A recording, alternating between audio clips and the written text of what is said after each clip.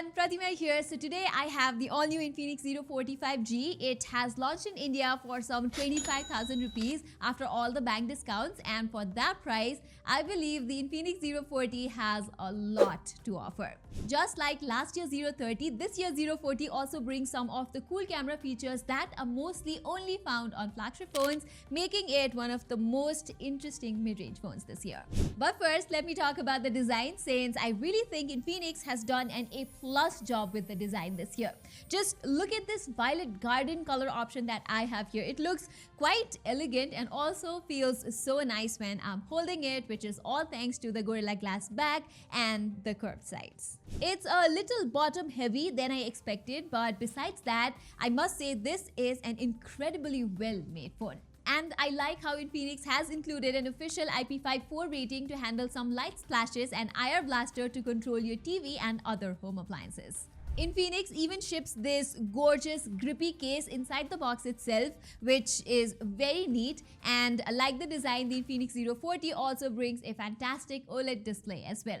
It literally has all the recipes you would want to cook up a nice looking screen. A smooth 144Hz refresh rate, check. 1300 nits of peak brightness for comfortable outdoor viewing, check. And a high 2300 Hz of PWM dimming so that you don't get headaches from screen flickering, double check. It also has excellent colors and contrast, and even though the Infinix Zero 40 does not have an official HDR certification on Netflix, it plays HDR videos almost perfectly well, with great tone mapping to balance the highlights and shadows in any given scene. So all in all, I have had an absolute blast looking at the screen. Its stereo speakers aren't too bad either. Infinix says that they have taken some help from JBL to tune these speakers, and I found it to be quite decent for watching a show or listening to some podcast. It does sound somewhat thin to bring out the details and the energy in most types of songs, although that's not a deal breaker in my opinion. But I really wish Infinix had gone with a stronger, more precise vibration motor here. Plus, you might also notice some touch delays on this thing, so I suggest you turn off the heavy animation from developer options to resolve this issue. Alright, so now let's talk about the performance, and here we get the MediaTek Dimensity 8200 Ultimate chip, which is anywhere from 20 to 30% faster than the Dimensity 8020 on last year's Infinix Zero 30. This has been paired with LPDDR5X RAM and UFS 3.1 storage, and I like how its base variant ships with 12 gigs of memory and 256 GB of storage. And overall, I am really happy with its day-to-day performance. It feels fluent all around, and this XOS skin on top of Android 14 is quite reliable as well.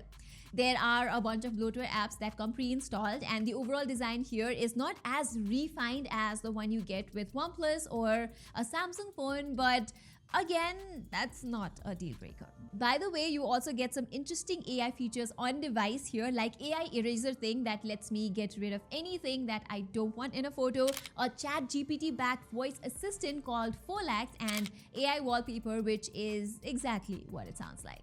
I can even quickly summarize an article I am reading with just a few clicks, but I've got to say none of these things are new or groundbreaking features in any way. Infinix has, however, improved its software update game, since the Zero 40 has 2 major OS updates and 3 years of security updates to look forward to.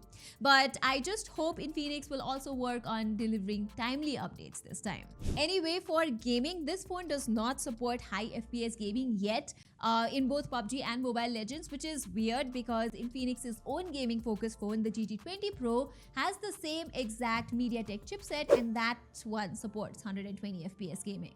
And I also noticed that in something demanding like Genshin Impact, it got rather warm, and there were also some frame drops after like 10 minutes into the game. Now, don't get me wrong, these are still relatively better results than what you get on phones with the Snapdragon 7 Gen 3 or Dimensity 7300 chip, but seems like Infinix has deliberately tried to differentiate its two phones. But if you care more about cameras than gaming, the Infinix Zero 40 is much ahead of the GT20 Pro. It brings the same 108MP HM6 main sensor and the same 50MP JN1 selfie sensor as last year, but there is now an upgraded ultra-wide-angle camera with a higher 50MP resolution for more details. And for the price, the Infinix Zero 40 does take nice looking photos with noticeably punchy colors. I am particularly impressed with how sharp and detailed the images look from its main camera. Its 3x digitally zoomed in shots come out equally lovely, although this 108 megapixel camera struggles to maintain white balance every now and then, which is something its ultra-wide-angle camera does shockingly well. It definitely can't manage dynamic range that nicely in challenging conditions, but this 50 megapixel ultra-wide-angle camera is still much better than the 8 megapixel sensor we get on other phones at this price range. The Infinix Zero 40 also shoots good portraits with good details and sharpness even when you are indoors. I noticed it can get inconsistent outdoors, mostly when you're shooting against the sun, but I can't complain much. Likewise, I am happy with its selfies as well. They come out with good skin tone and exposure handling. I also managed to take some nice low light photos with this phone, that too without enabling night mode, since it tends to make the images a bit brighter and warmer than necessary. I also compared its cameras with the OnePlus Nord CE4, which after a lot of updates is currently my best camera phone under 25,000 right now, and I found that the Nord CE4 handles white balance, contrast and dynamic range slightly better on most occasions.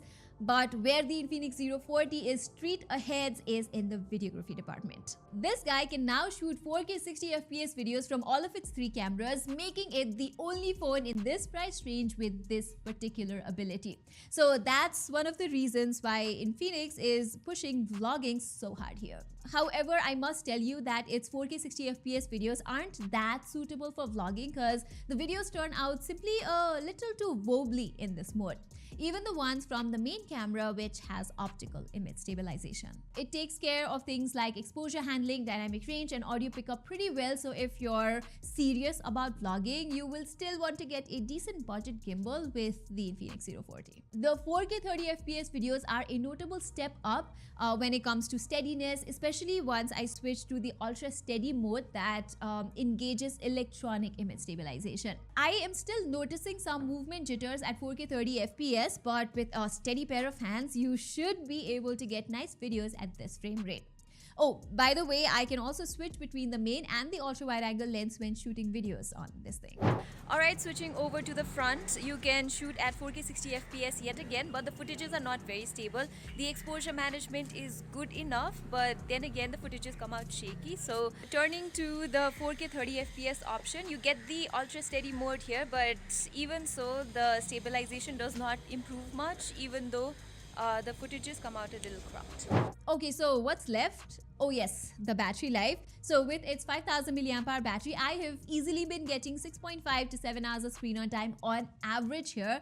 That's like a full day's worth of battery with everything in the mix, including gaming, web browsing and using the cameras.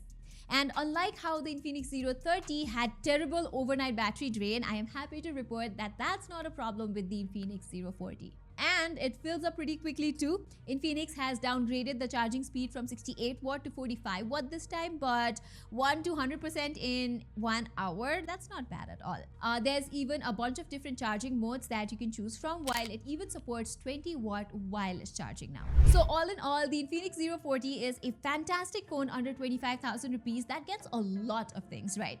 From this premium design to a gorgeous OLED display, excellent performance, decent battery life and great cameras, Infinix has more or less nailed what a mid-range phone should be like with this guy. The only thing I just hope they improve with an update is the stabilization in 4K 60fps, because that's supposed to be the USP of this phone, right?